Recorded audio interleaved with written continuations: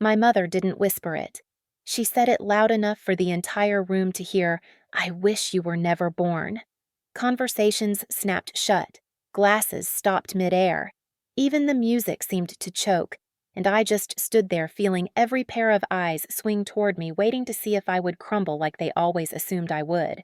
But something else rose instead, something that had been silent for years.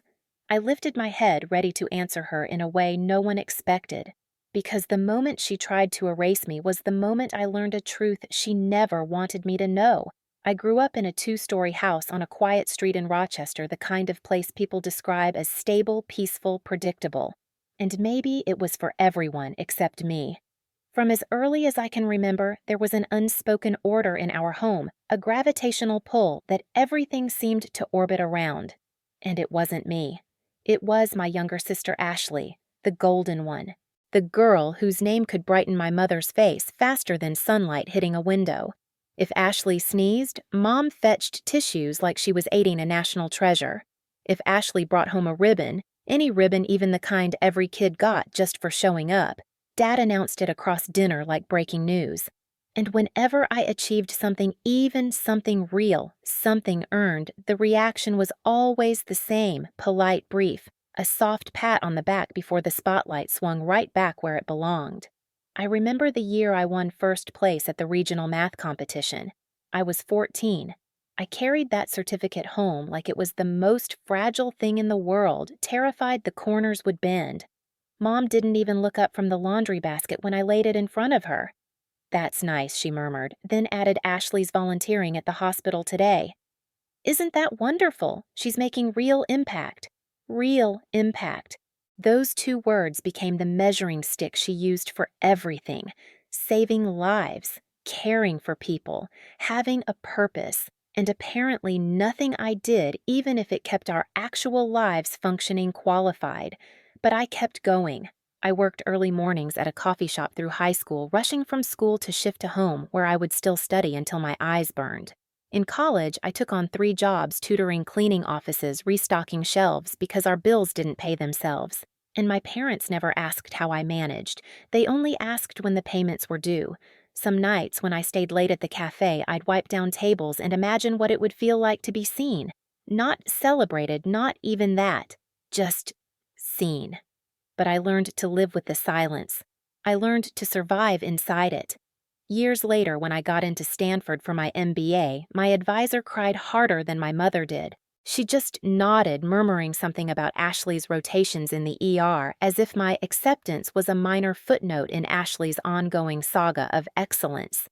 Still, a small part of me believed things would change, that maybe success at that level would finally tilt the scales. And for a moment after graduation, I let myself hope.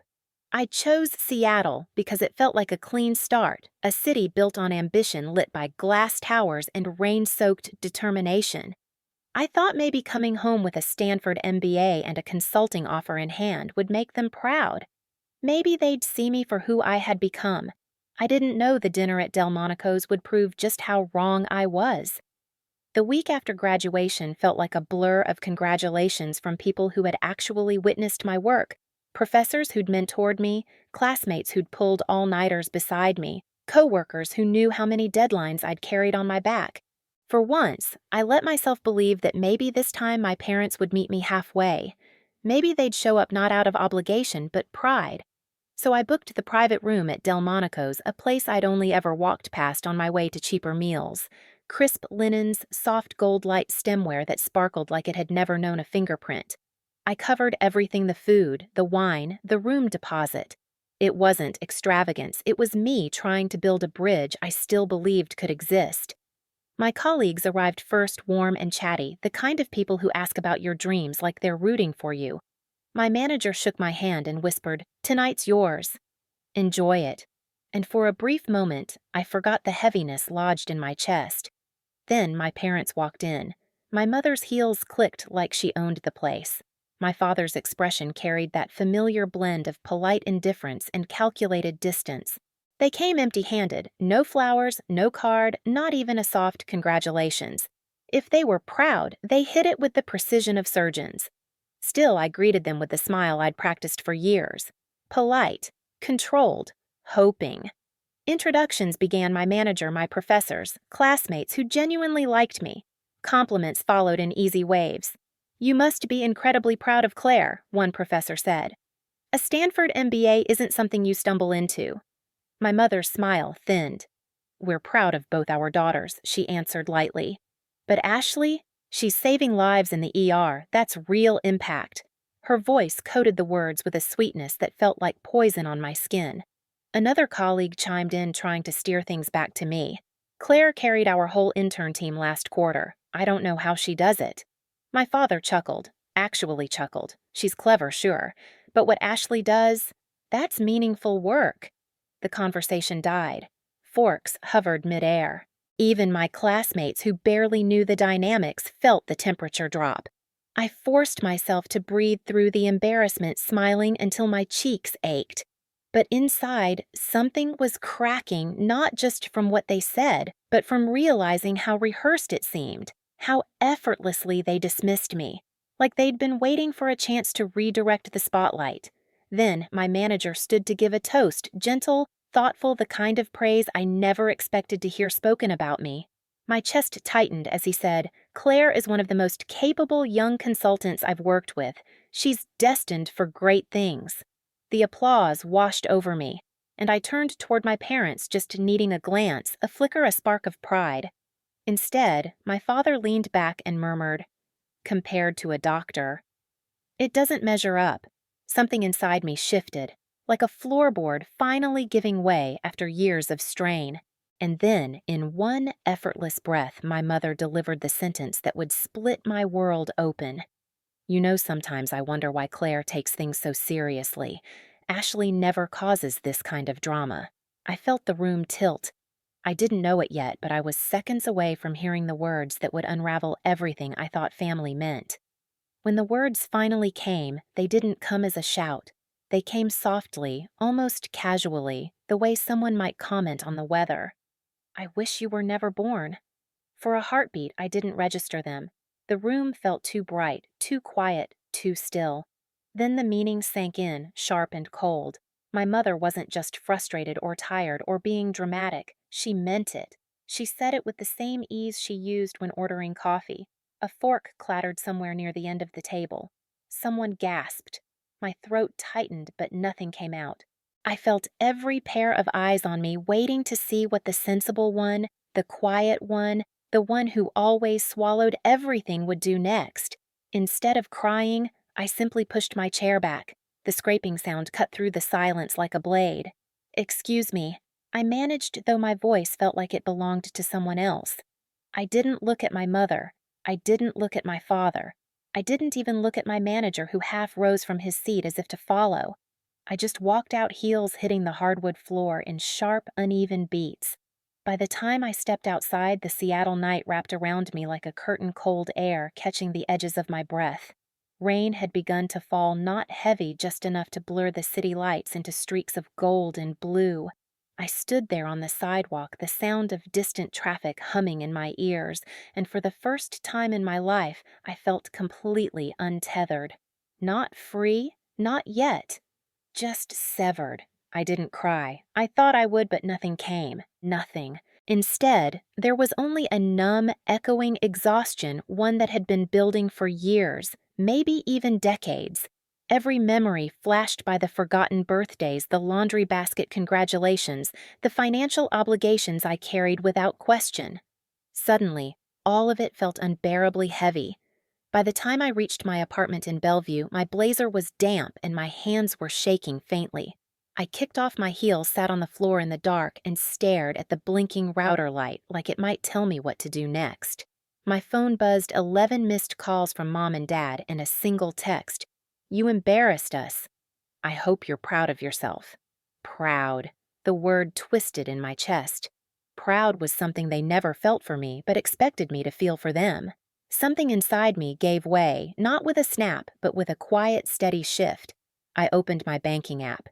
3 automatic transfers waited in the queue: payments for my parents' utilities, Ashley's tuition, and the lingering portion of the family mortgage.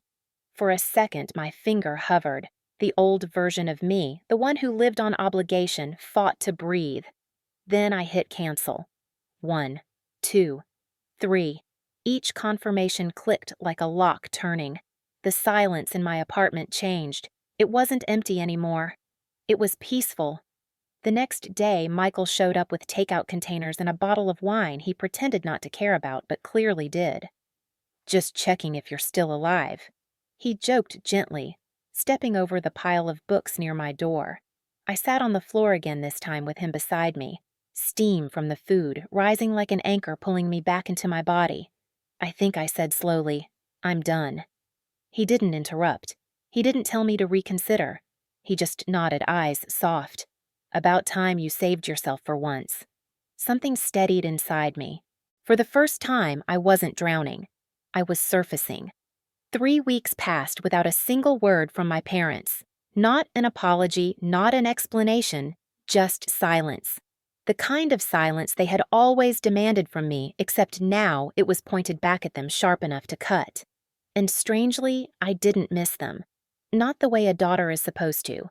I missed the idea of them, the version I kept trying to invent so I wouldn't feel alone. Letting go of that illusion was painful, but also clean. Work became my refuge. The restructuring project I'd been assigned swallowed entire days whole, but I didn't mind.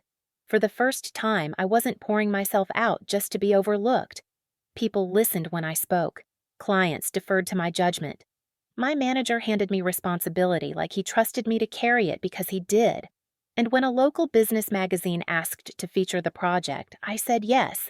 I didn't mention my family in the interview. I didn't have to. The journalist said she wanted to highlight resilience, how you grow when the ground underneath you keeps shifting. When the article went live, my inbox filled with messages from strangers, people who had endured parents who only loved the version of them that stayed small. Their words felt like breadcrumbs on a path I didn't know I was following. But quiet is never permanent, not in families like mine. On a Tuesday afternoon, I came home after a 12-hour day, exhausted, still in heels, blazer slipping off my shoulder, and found 2 silhouettes through the frosted glass of my apartment door. For a moment, I thought it was a delivery. Then I heard my mother's voice. "Claire opened the door. We know you're there." My stomach dropped. I didn't move, not because I was afraid, because I no longer owed them urgency. When I finally opened the door, they swept inside without waiting for an invitation. Like my home was just another thing I maintained for them. My father took the couch. My mother paced once, then faced me with tight, brittle anger. "We need to talk," she said, "about Ashley." Of course it was about Ashley. It always was.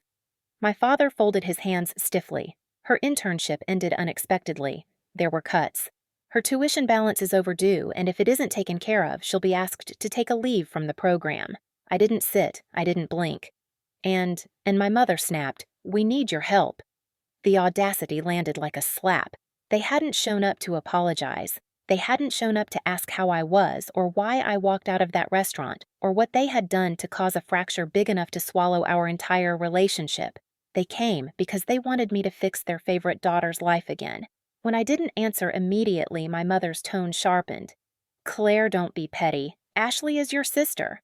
I laughed, short, bitter, not amused. "I paid her tuition for years. I covered your bills, the mortgage. I worked myself raw so this family didn't fall apart. And you stood in that restaurant and said you wished I'd never been born."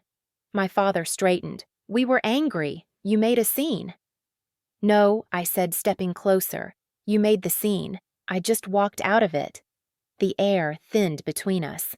I could feel something inside me settling, solidifying into clarity. "You're our daughter," my mother said, her voice rising.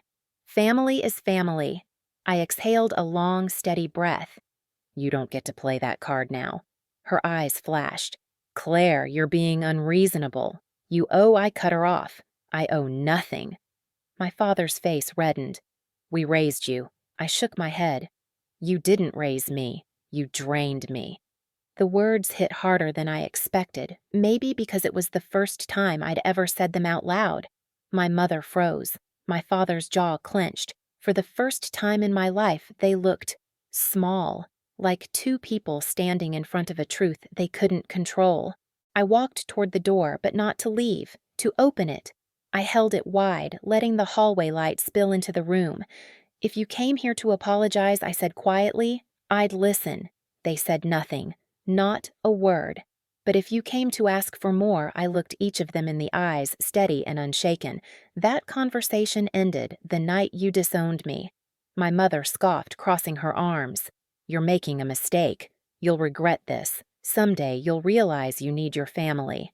And that was the final shift, the moment everything in me aligned. A clarity so sharp it felt like breathing for the first time. I stood tall, taller than I'd ever felt in my life, and said the words I never imagined I'd have the strength to speak. "Consider me as if I never existed.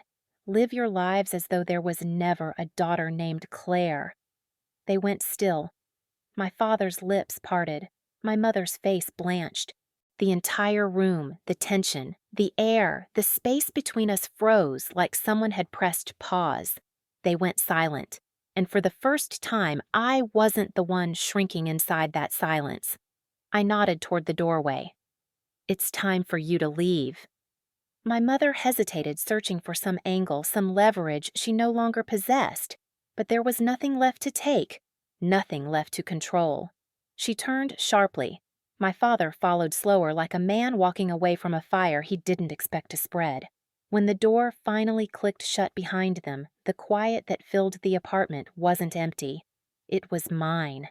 In the days that followed, I waited for the familiar ache to return the guilt, the second-guessing the instinct to fix what wasn't mine to fix.